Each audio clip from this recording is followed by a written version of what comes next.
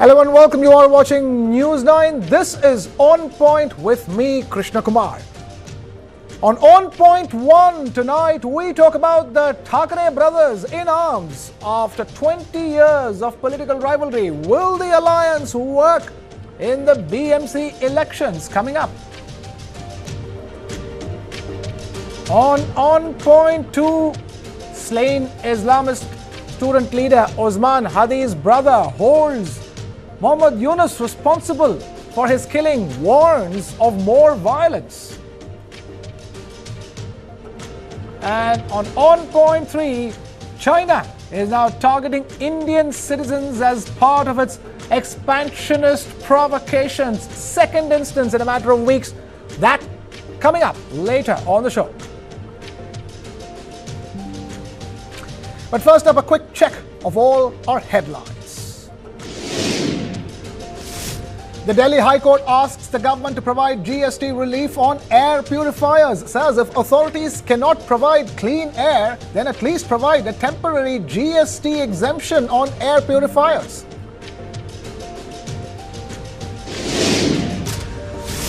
Union Environment Minister Bhupendra Yadav says aggressive steps are underway to curb Delhi NCR pollution, lists measures including cleaner fuels, gas conversion of industries, dust control and action on 72 traffic hotspots. Assam's Chief Minister Himanta Biswa Sharma raises alarm over illegal infiltration, says Assam will be part of Bangladesh if immigrants rise by another 10%.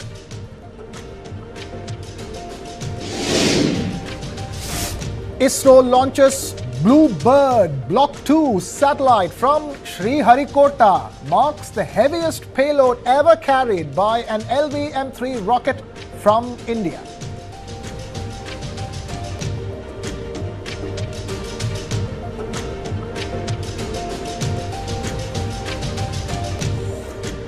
And we begin with our On Point 1, for which we have my colleague and our input editor Brijesh Pandey in the studio with us. Thank you, Brijesh, for being with us. Our On Point 1 is all about the brothers in arms in Maharashtra.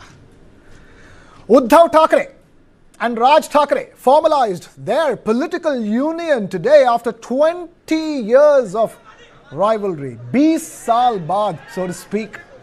The Shiv Sena Uddhav Bal Thackeray faction and Maharashtra Navnirma Sena chiefs were all smiles, accompanied by their families as they desperately looked to revive the Thackeray legacy. The tall poster of Bala Sahib Thackeray at the back screamed of symbolism. But that surely will not be enough for the Thackeray brothers to get the numbers. Under the new alliance announced for the upcoming BMC elections, Shiv Sena UBT will contest on 145 to 150 seats, MNS on 65 to 70 seats, and NCP SP, the Sharad Pawar faction, on 10 to 12 seats. Shiv Sena UBT says it has left 12 to 15 seats for MNS, where it had its corporators who absconded to the Shinde Sena. Let's now take a look at the numbers from the last BMC elections held in 2017 for some context. In the contest for 227 seats, Shiv Sena led with 84 seats and 28% plus vote share, narrowly ahead of the BJP at 82 seats with just about 27.3% of vote share. Congress won 31 seats, NCP 9, while MNS, despite over 8.5% vote share, secured only 7 seats.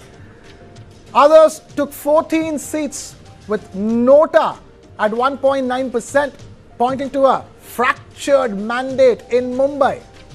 Now, the Maharashtra assembly numbers, that picture has been looking grim for both Raj and Uddhav, but more so for Uddhav Thackeray. Raj Thackeray in the last 3 elections has failed to emerge as a significant contributor to Maharashtra's electoral calculations.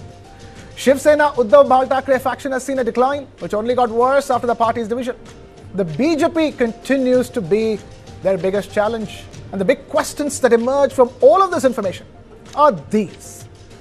Are the Thackeray brothers gambling entirely on the family name? Will the gamble pay off for Uddhav? even with the MNS's nearly non-existent track record? Does the Marathi Manus identity politics strike a nerve with voters in Maharashtra anymore? Could this be Uddhav and Raj Thackre's last-ditch attempt at saving the Thackeray legacy? And now we have our input editor Brijesh Pandey with us in the studio. We also have Rennie Abraham and Jayant Mankar joining us on the broadcast. Thank you so much. I'm going to begin with Brijesh. Brijesh, let's put this into context. It's a lot of fanfare with which this, reunion, 20 saal baad, it could be a Bollywood movie on its own, the way these brothers have come together after 20 years. All that's fine and fair. It harks back to the Thackeray name and the Thackeray legacy. But you look at the battlefield, more importantly, the electoral battlefield right now with the BMC elections coming up. I mean, it looks like these two had to come together because they had nowhere else to go. Brijesh? I think, it is a battle for survival. And this is the reason why, after 20 years, 20 saal baad, as you very aptly said, these two brothers have decided to come together. The fact of the matter is that after 2024 general election, which saw the currency of both Shiv Sena, NCP Sharad Pawar and Congress party on an upswing, it was majorly deflated in assembly elections, and later on in the local elections, it was further deflated. Right now, more than BJP, I think the bigger challenge would be numerically, and especially after the performance of in assembly election, is Eknath Shinde Shiv Sena faction. And it's a huge challenge for these two brothers, and they are left with no other alternative but to come together. I think I wouldn't be giving too much substance to their coming together for the BMC election, because it's literally round the corner. I don't know how much of galvanizing and evoking the Maratha pride would be and would work for these two, because you have Eknath Shinde also chipping on the same vote bank. And the second is, but I think in a slightly longer context, I think this is going to help the Shiv Sena, because Uddhav comes across as a very gentleman, suave, sophisticated, and honestly speaking, he comes as un-Shiv Sena as it could ever be.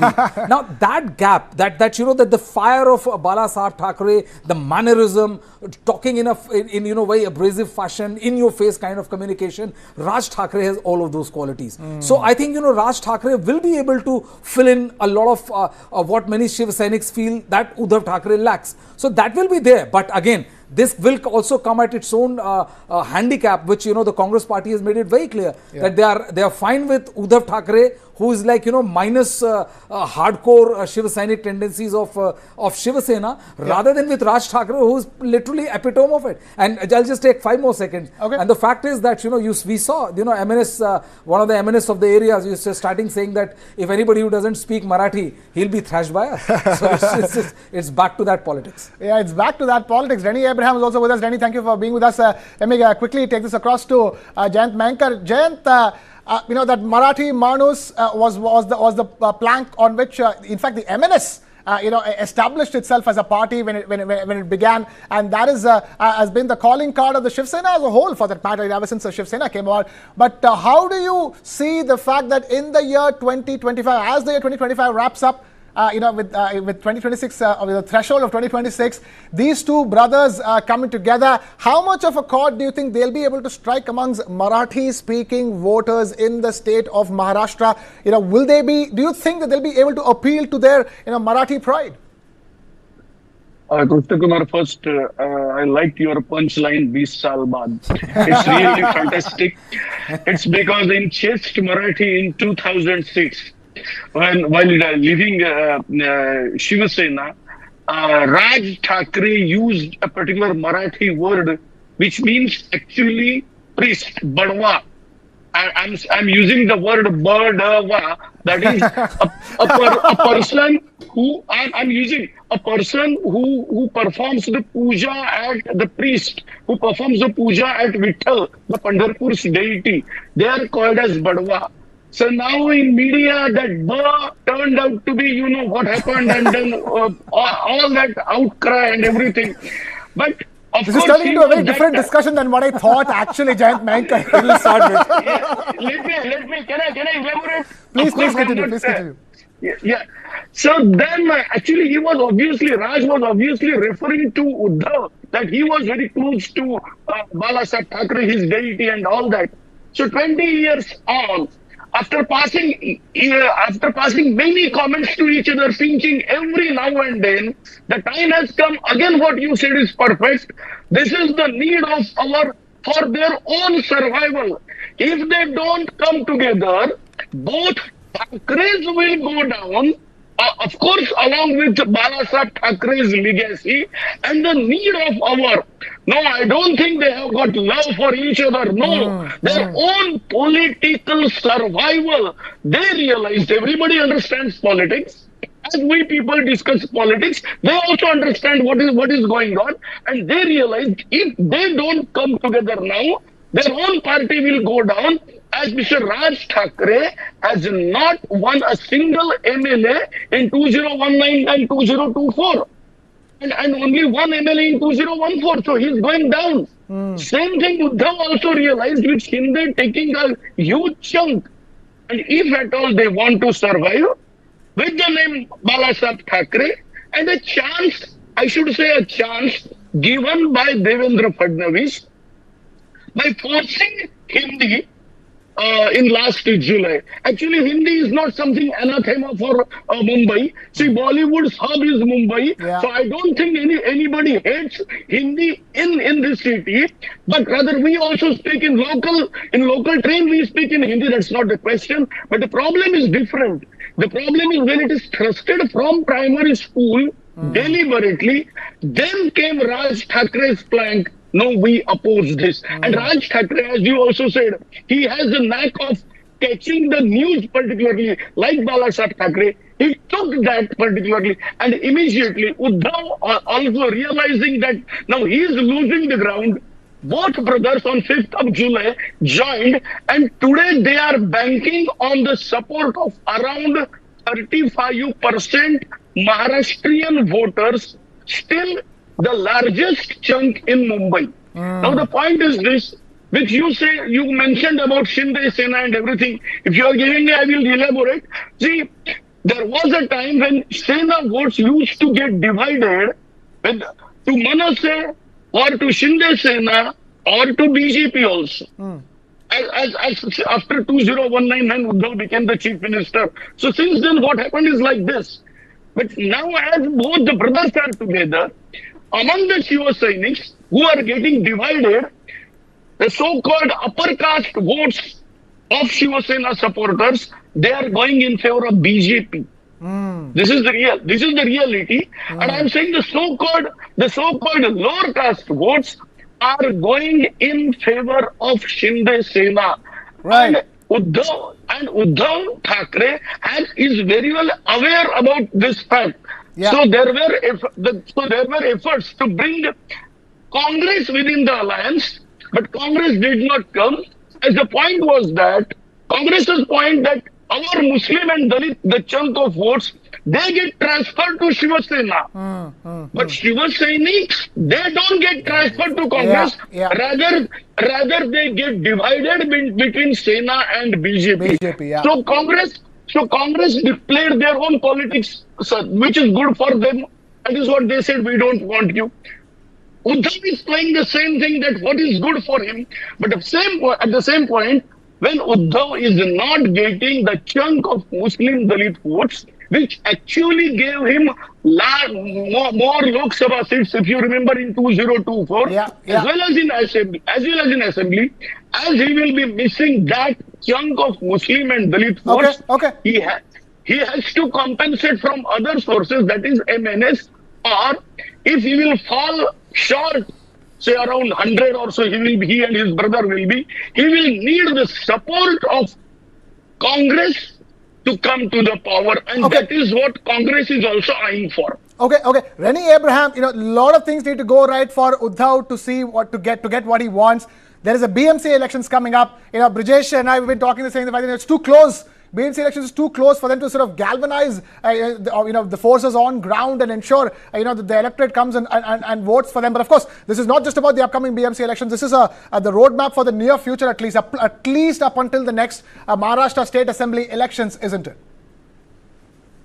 That's very correct of you to say, Krishna Kumar. And if I may borrow Dan Mayankar's referring to the 20 saal baad, tagline that you have themed on this discussion, as well as Brijbhushan Pandey's point about Uddhav Thackeray being not as aggressive as Raj Thackeray, I would like to do two things. One, set the record straight. As far as 20 Saal Baad is concerned, let me point out to you that as a news journalist based out of Mumbai, working at the Current Weekly at the time, back in 1996, when Bala Saheb had to undergo a bypass surgery, I was, assigned the task to write a news article about who would be taking forward his political legacy in the eventuality at that time of his surgeries not working out. And I was fortunate to speak to a lot of people in the Shiv Sena.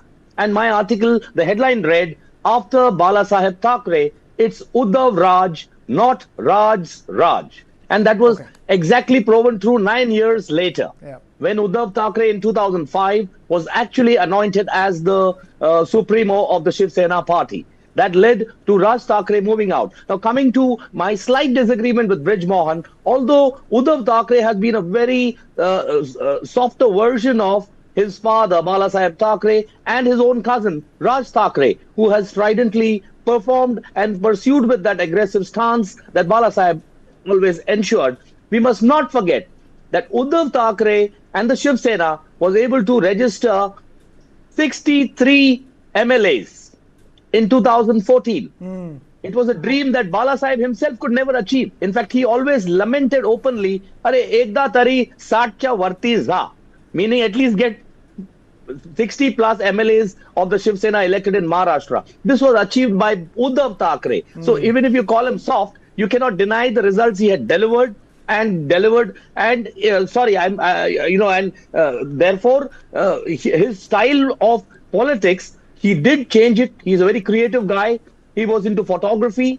And therefore, when he came into politics, he wanted to take the softer path. And therefore, he came up with themes like Me Mumbaikar, which was all inclusive, including all population segments, not just being restricted to the Marathi Manus.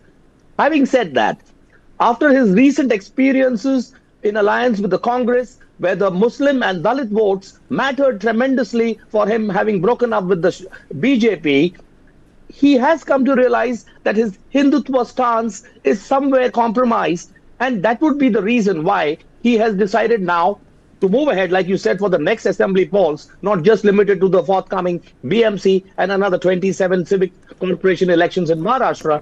He wants to retain back his Hindutva stance. And the most important fact for him is, while the BJP had got a share of 30% odd votes, Uddhav Thackeray's Sena had got 23 odd percent, while Raj Thackeray's MNS had got 7%. But they worked against each other. So he's doing a simple mathematical game here. If Raj and I get together, that 30% share is equaling to BJP. And please remember the last BMC election. Give me 5 more minutes, 5 more seconds. The last 2017 BMC elections, though they were in alliance in government in Maharashtra, the BJP and Shiv Sena fought against each other. And yet, the Shiv Sena emerged with 85 councillors elected, whereas the BJP was only 2 short at 83. So they know what the figures are, and they want to only improve on that. And the BJP wants 100 plus corporators elected on their plank in this BMC elections, at least. Fair point, Rennie. Brijesh, and that in that sense, these two brothers coming together, it's not just about what's going to happen to the Shiv Sena in Maharashtra going forward. It's also about how the BJP is going to react as going forward, because clearly they are the ones in contention for power at all levels, from the BMC to the state. Well, I would say that, while I would agree that, 2014, as Rennie was pointing out, was the apogee of for Uddhav Thackeray's performance. The fact of the matter is that, ever since Shiv Sena and BJP decided to go separate ways, it has been the downhill road for Uddhav Thackeray. The fact that MLAs, hordes of MLAs were able to exit Mumbai, they were able to go to Gujarat, then go to Assam, camp there, and Uddhav Thackeray was seen as a picture of helplessness. And the fact is that, yes, 2024 saw Mahavikas Aghadi, not only Uddhav Thackeray individually, but Mahavikas Aghadi coming up trumps. Post that, it has been a downhill road. Uddhav Thackeray has not been able to perform well ever since, you have Shiv Sena, Eknath Shinde faction being there. They are coming up, and the numbers are heavily loaded in their favor. Even in the heydays, the difference between BJP and Shiv Sena was 2.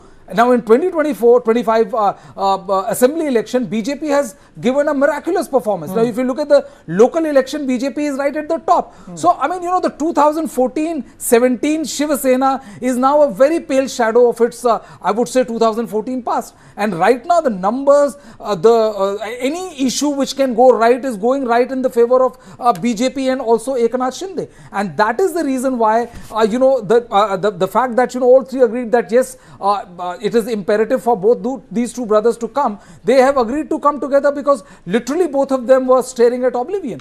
There's no electoral future for Raj Thackeray ever since he has gone solo, and the political future of Uddhav Thackeray looks very, very bleak. Okay.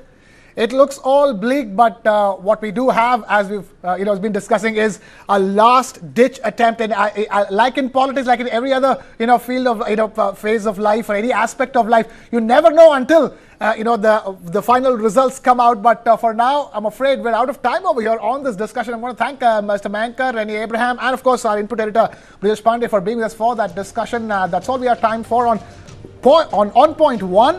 We are taking a short breather over here at the stage, but up next is Yunus in Bangladesh facing pressure from his very own Islamist ecosystem in Dhaka. We're debating on point two on that after a short break. Don't go anywhere.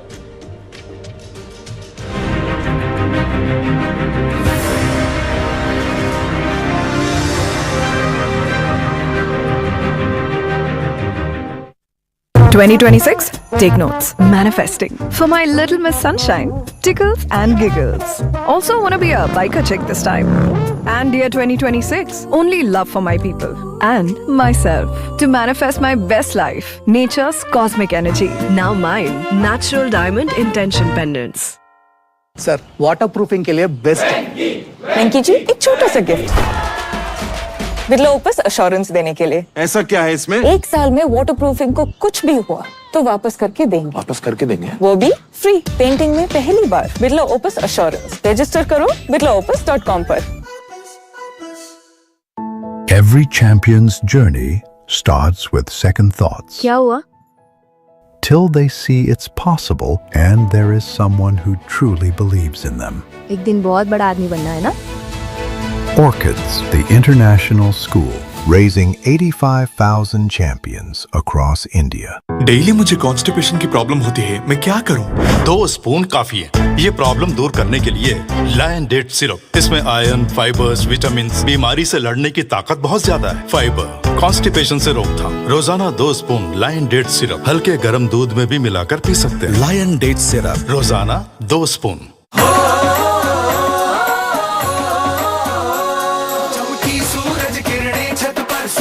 System आया घर घर, बिजली पानी की कमी नहीं, उन्नत है अब इंफ्रास्ट्रक्चर, इन्वेस्टमेंट अपार है, उद्योग है, व्यापार है, हर सपना अब साकार है, ये भजन लाल सरकार है। नव उत्थान नई पहचान, बढ़ता राजस्थान, हमारा Rajasthan.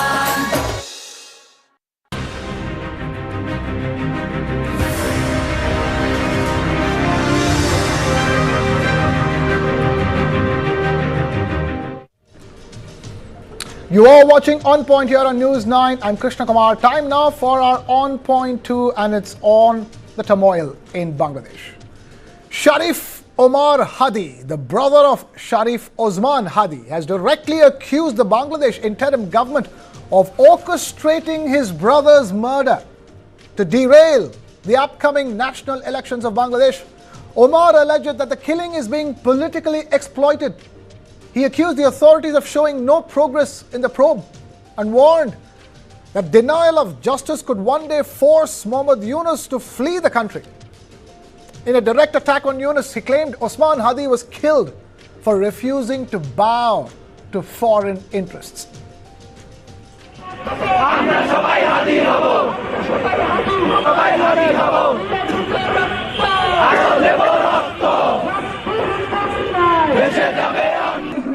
Now, the organization Inqilab Moncho has issued a 30-day ultimatum to identify and arrest the killers of Osman Hadi, warning of intensified protests if justice is delayed. Sharif Osman Hadi was a prominent Islamist raised on the diet of anti-India rhetoric. He worked as a spokesperson of the Inqilab Moncho platform. He emerged as a key face of the July 2024 coup that led to the ouster of former Prime Minister Sheikh Hasina. Hadi played a front-line role in mobilizing Jamaat students and later entered active politics. Alive, he would have contested the 12th February national elections. On the 12th of December, he was shot in the head by masked assailants in Dhaka. He was flown to Singapore for treatment. And finally, he died on the 18th of December.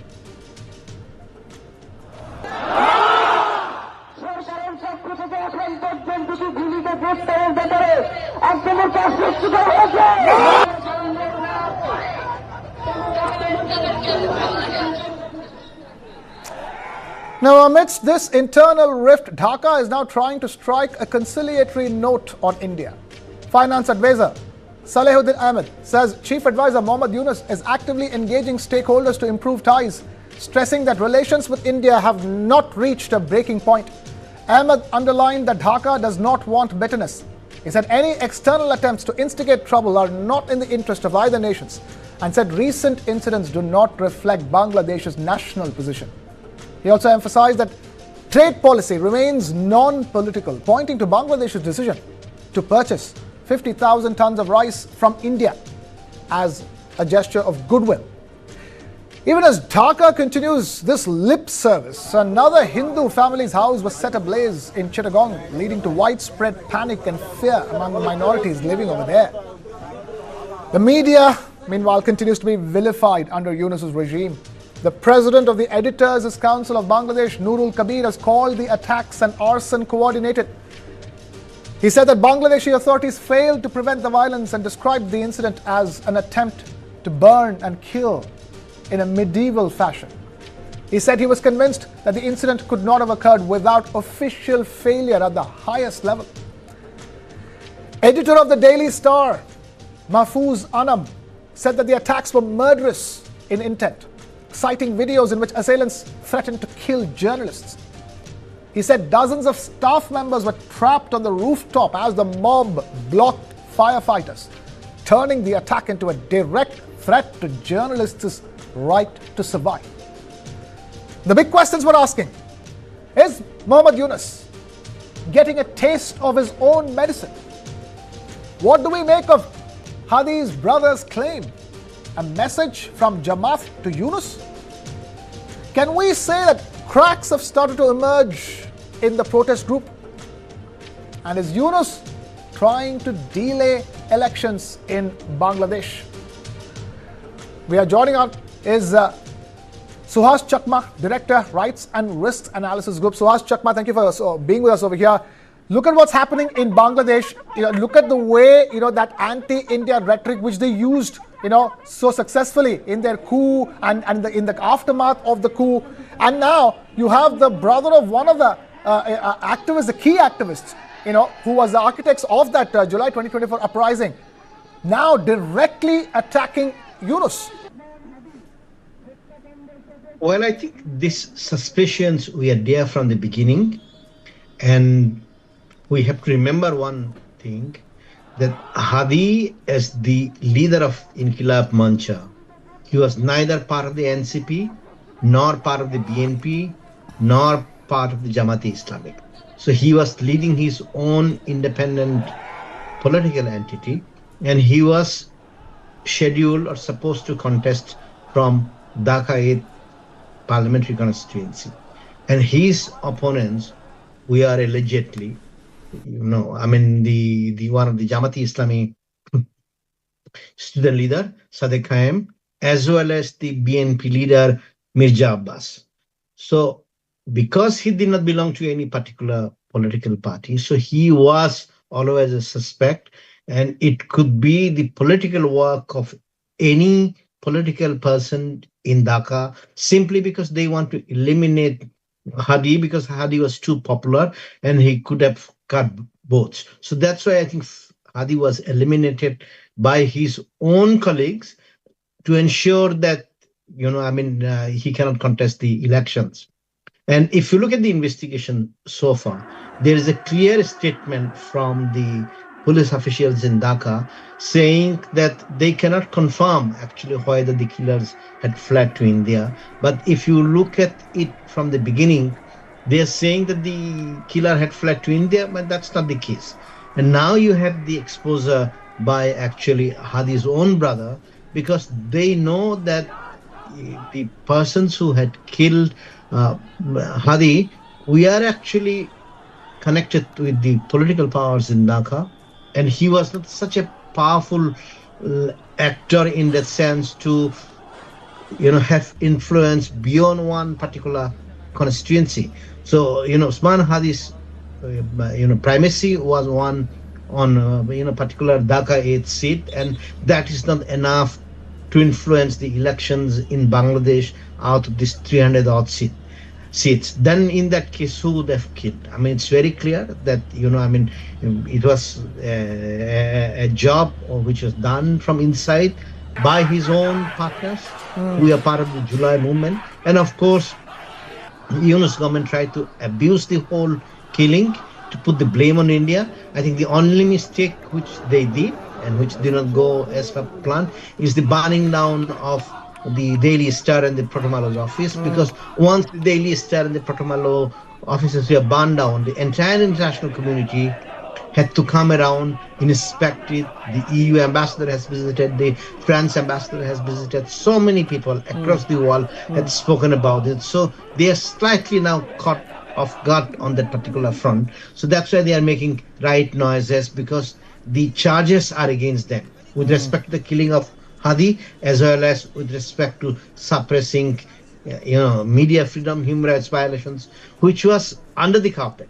All those actors who are questioning Yunus today, they had maintained absolute silence, but the burning down of Protomalo and Daily Star's offices, it left no other options but for everybody to condemn Yunus. So he's basically looking for a way out in the interim period, but that is not to say that he has changed his position vis-a-vis India.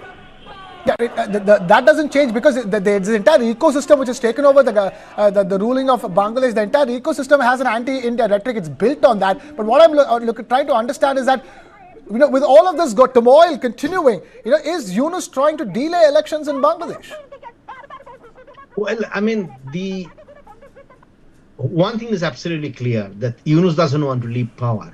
If he wanted to leave power, then he would have, organized the elections long time back, possibly within the first 6 months of the interim government.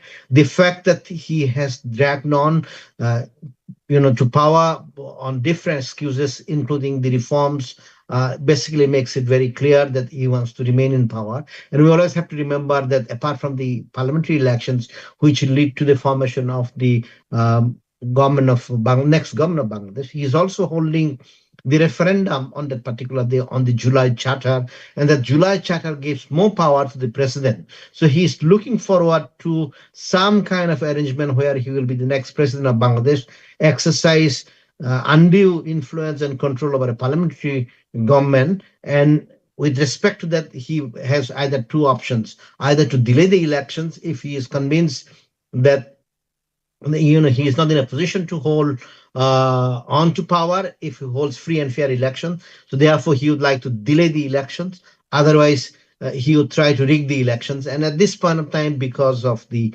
internal pressure, because of the international pressure, because of the burning down of the Protomalo and the Daily Star, he is actually, I would say he would be looking for an opportunity to delay the elections. And I won't be surprised if the 1 month deadline, which has been given by Usman Hadi's brother and Inqilab Mancha, that 1 month after, if you cannot get hold of the accused and conclude the trial, then we will, come to streets. Then those street protests could still be used to delay the elections. Okay. So, one thing that India needs to be watching out for is this growing turmoil and the lack of control that Mohammad Yunus himself seems to be, and the government, the interim government in Bangladesh seems to be having over its own affairs. You have the media now coming out and saying something that India has been saying right from the beginning when this interim government took charge, and that is targeted attacks and persecution of minorities in Bangladesh, especially the Hindu minority in Bangladesh. There are protests raging on in India today as we speak across Bangladesh diplomatic missions for the continuing attacks are brutal. They're getting worse by the day with the kind of videos that are emerging. And here you have a situation that is a powder keg of a situation. And there you need to have international intervention. That's what it's going towards. It's looking like. Well, I think India has been some kind of an ambivalent position. This position, despite certain statements on the attacks on the Hindu minorities, position has not been very clear. They are still thinking, or they are still in the mode that there is some way out where they could find a middle path as far as the government of Bangladesh is concerned. But I think that is not going to work out so long you have, former Prime Minister Sheikh Hasina is in India. But you cannot also have a situation where Awami League is absolutely obliterated as a political party in Bangladesh. My fear is the violence against the Hindu minorities have still not started. The violence against Hindu minorities will start essentially after the filing of the nominations, scrutiny of the nominations, by middle of January or end of January, when the campaigning starts. At that point of time, Hindus will, in a way, face tremendous amount of attacks from the organized Muslim fanatics because they will use the election violence as a means or as an excuse to attack the Hindus. And Muhammad Yunus actually on 5th September 2024 had said that whatever attacks had taken place after the fall of Hasina, we are due to the fact that Hindus, we are supporters of the Awami League. So it's very clear that they are going to use those excuses when the election campaign starts.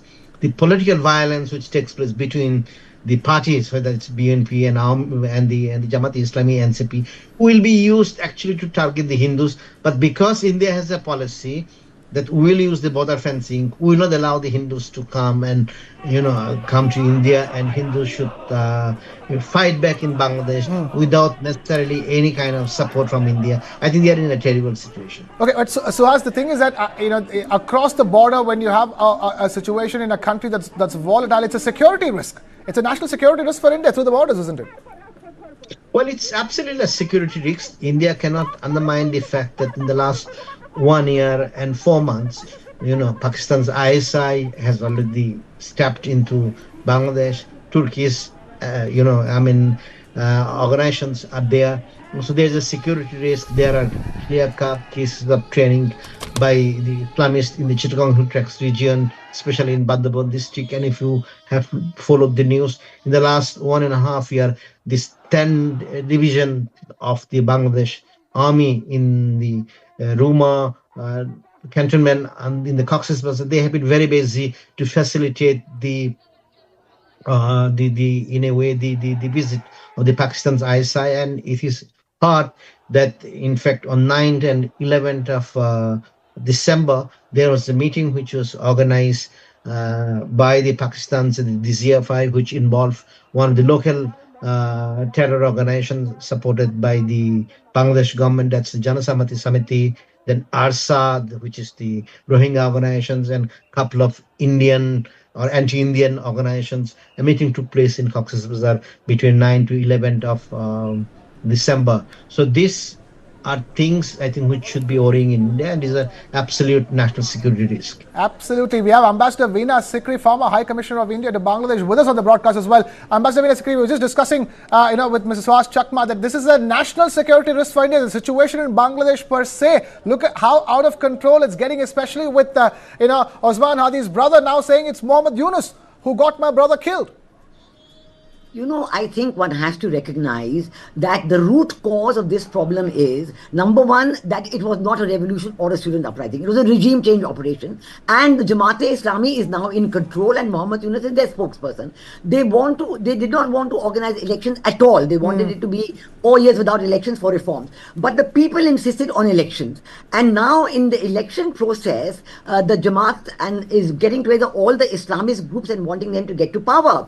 But they are also so obsessed with the anti-India process. And I think one faction in the Yunus regime wants the elections to be postponed using an anti-India excuse. So the moment Osman Hadi was shot at, the Indian High Commissioner was called in and told that, India is responsible and the killer has gone there. The government itself, the Yunus regime itself, has had to eat its own words, because the Home Advisor said yesterday or day before in a meeting that we don't know who the killer is and there's no evidence he's gone to India. So obviously Osman Hadi's group, the Inkilab Moncho and his brother, they know that it's deliberate. They think it's an inside job and that somebody in the administration arranged it, because even the forensic report seemed to bear out that there was no possibility of any motorcycle person killing, depending on where the bullet had gone in and where it came out. So it's clearly something that has happened inside. And why did it happen?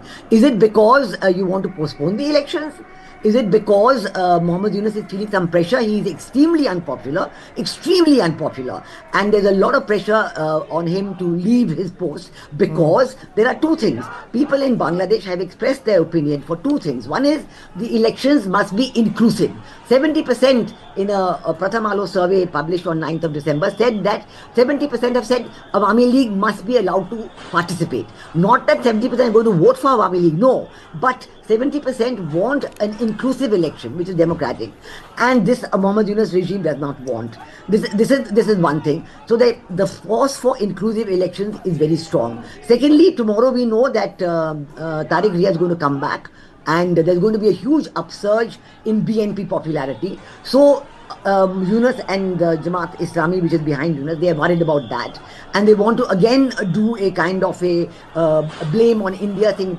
All in all, these two forces have shown that either they want the elections to be postponed, or under the caretaker regime, Yunus has to step down and there has to be the immediate past Chief Justice who should conduct the election. These two pressures are very much there. The Yunus regime is trying to resist these pressures. Let us see who is able to bring about a situation where free, fair and inclusive elections are held. Government of India has said this many, many times, that elections must be inclusive, all political parties must be able to participate. Whoever wins is fine, we'll deal with them. But the situation that presently the Yunus regime tried to pull out, which they have proved unable to do, is to blame it on India, and they've had to eat humble pie on that. So now we have to see whether there will be the pressure on Yunus to resign, because Inkilab Moncho is part of the Jamaat-e-Islami group. And how come they are coming out with this call for Yunus to resign? Who is asking them to make this call? That is the key question. And if we know who's asking them to make the call for Yunus to resign, then we know where the pressure is. But certainly because of his unpopularity, I can see that this call may have great resonance within Bangladesh. Ambassador Vinay Secretary, at this stage I have to ask you one question. If the so-called scheduled elections look uncertain at this stage, Yunus possibly trying to delay it, then there is questions back and forth, and we've seen not one leader but two leaders shot. After Osman Hadi, you had one more leader shot as well. The situation is turning into something that the interim government is not able to control. At least look at it, and even in the media talks about all those visuals that we're showing right now of Hindu homes being mobbed and torched again and again and again, and which means that at some point, if they cannot get a democratically elected government after an inclusive election, there needs to be international intervention into Bangladesh. There already has been international intervention. In fact, the letters, even congressmen, very senior congressmen, member of the ranking members of the House Committee on Foreign Affairs, they have written to Mohammed Yunus, 5 or 6 of them together, saying, please have inclusive elections. Please allow all parties to participate. We want democratic elections. Do you know that till now, about 24 or 48 hours after that letter is supposed to have been sent, the Yunus regime is still denying that they have seen any such letter. There's complete denial from the Yunus. And what you have said about the condition of the minorities, the Hindus, the Buddhists, the Christians, and the Sufis and the Ahmadiyya, this is absolutely real. There is complete denial about it. In fact, from the 5th of August last year, this has been there. Innumerable people have lost their lives, rapes and lynchings and killings and destruction of property and destruction of businesses. But there's complete denial. Is this a regime that is in control? It is either being in... Somebody is allowing this to happen. They want this to happen. And what is the message? That they don't want minorities. But the people of Bangladesh are not like that.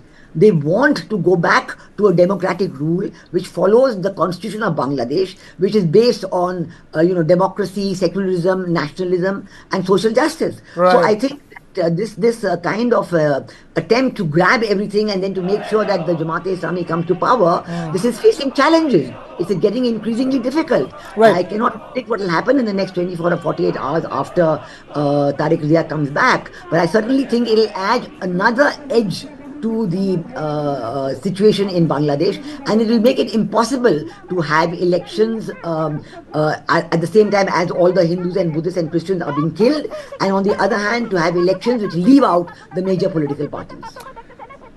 Fair enough. We'll leave it at that. We're completely out of time here on this conversation. Ambassador Veena Sikri, former High Commissioner of India to Bangladesh, and Suhas Chakma, Director, Rights and Risks Analysis Group. Thank you, both of you, for taking time out to be with us here on Point on News 9. That was all as far as On Point 2 is concerned.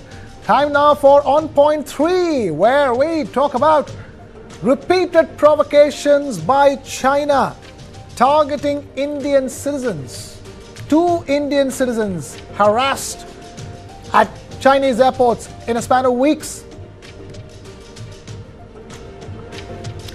This time around, it's a video logger or a vlogger who was taken to social media to narrate his ordeal when he visited China and the kind of treatment he was put through by Chinese authorities. Anant Mittal, an Indian travel influencer, was detained by China for very rightly describing Arunachal Pradesh as an integral part of India. Anant was held by the Chinese immigration authorities for 15 hours at a stretch